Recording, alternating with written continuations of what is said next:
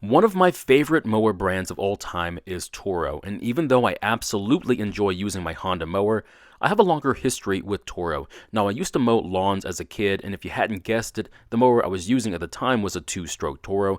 However, we're not looking at one of those today, but instead we're looking at this Toro Super Recycler, and this one lives up to its name, but this one has one tiny little problem. What's up everyone, and thank you for stopping by. Today's project is this Toro lawnmower, and the problem is that the self-propel works, but it wants to keep working even when you stop walking. Now this was a very strange problem for me because I've never had an issue like this before. Now this is my first super recycler I've gotten to work on, and I had no idea why this was better than the normal recycler, but I was quite surprised when I found out what the differences were. Now, I'm going to try and repair this mower, however, it may not be the exact repair you need to make to yours. We'll explore other options later in the video. Now, we're only going to mention what these other options could be. We don't have enough time to look into them, but if you need more information on these options, you're welcome to ask as many questions as you need to. Now, the biggest difference between the Super Recycler and the normal recycler is this thick aluminum deck. Now, you really don't have to worry about this one rusting out on you, but they're not indestructible. In a previous video, I was maintaining a Toro commercial mower, and while inspecting it, I realized it had a massive crack in it. If I remember, I think the owner of that mower said it fell out of the back of his truck. I can only imagine what that might have done to a steel mowing deck. Now, that's the same commercial mower that, in my opinion, has one of the most robust transmissions I have ever seen. I worked on a pair of these that were over 25 years old, and they still work fine today. The only problems I've ever seen was on this particular mower, and it had a stuck speed selector switch.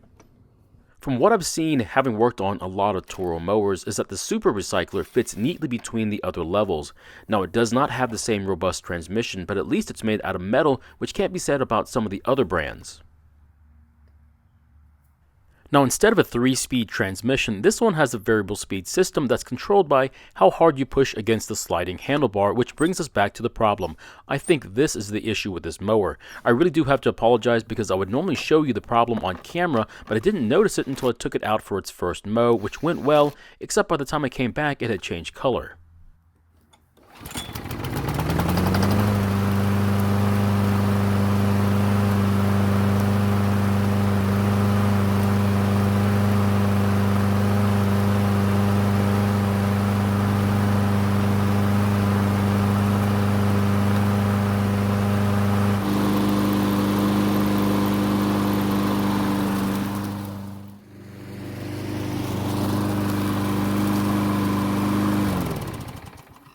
So I didn't have the camera with me while I was mowing, and that's because I left it here near where I started so I could film this last scene. Now what happened was that every time I turned around from each pass, I noticed that the self-propel was still working, and to keep it from running away from me, I had to pull up on the handlebar. Before I take a look at the sliding handlebar, I'm going to wash off all the dirt that's covering this mower. Now I'm still amazed by the condition of this thing. They must not have used it much, and when they did use it, they must have been very careful while using it.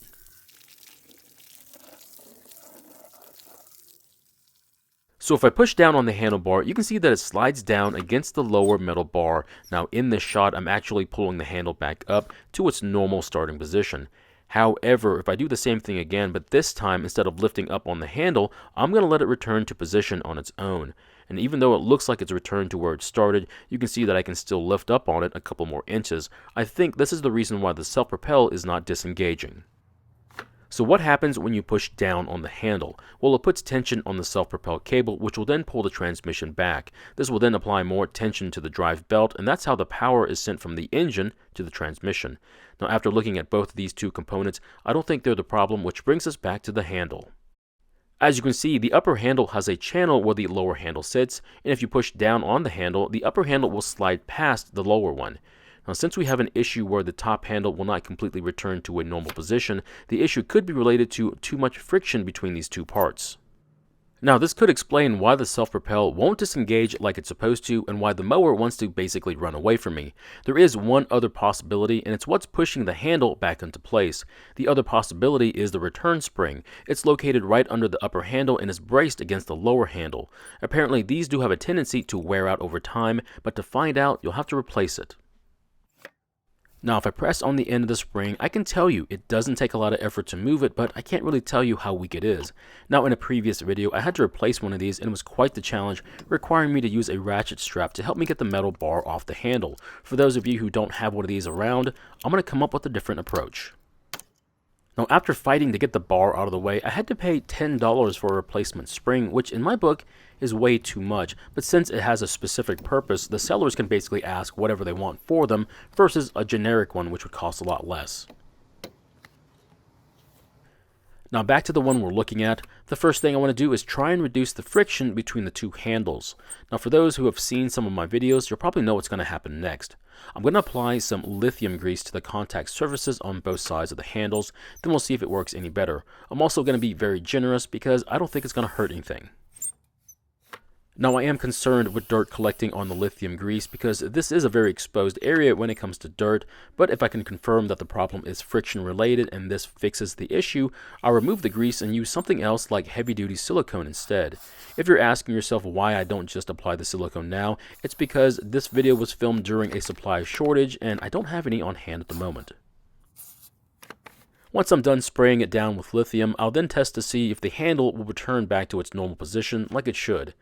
And it looks like it's still hanging up like it did before. That unfortunately means we're going to have to look at the return spring as our main culprit.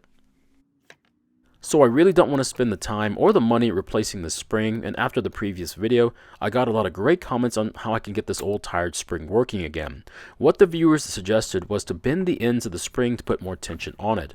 At first, I wasn't sure if I should only do one or both ends of the spring, so I'll do one end first. Now once the bent end of the spring is back in the handle, I'll try pushing down on the spring again and see if it's any better. And I have to admit, it's a lot better. It's a lot closer to where it's supposed to be, but the handle still needs to come up about an inch or so. That means I'm going to have to bend the other end of the spring as well and see if it's enough to push the handle back to where it's supposed to be. Now after bending the other end of the spring and trying to put it back into place, I have to say, it's a lot harder to put the end back into place now, but after pushing it down a few times, there's a real big difference as the handle really wants to spring back into position now. That means the spring was our issue, and it looks as though we got it working again without having to replace it. If I had to put a value on this repair, it did take me about an hour to film and fix it, but I did save $10 as well. Now if I had to replace the spring, it probably would have taken me an additional 30 more minutes. So another option as to why the self-propel wasn't disengaging like it should is that there could be some sort of obstruction that's preventing the transmission from moving back to its neutral position. The fix would be to find the obstruction and remove it. So my question is, would you have modified the spring like I did, or went ahead and replaced the spring instead? Personally, if I had to do this again, I'd probably save the time and money and just bend the spring. Thank you for watching. I really do appreciate your time here. Please feel free to ask me any questions, and I hope to see you in the next video.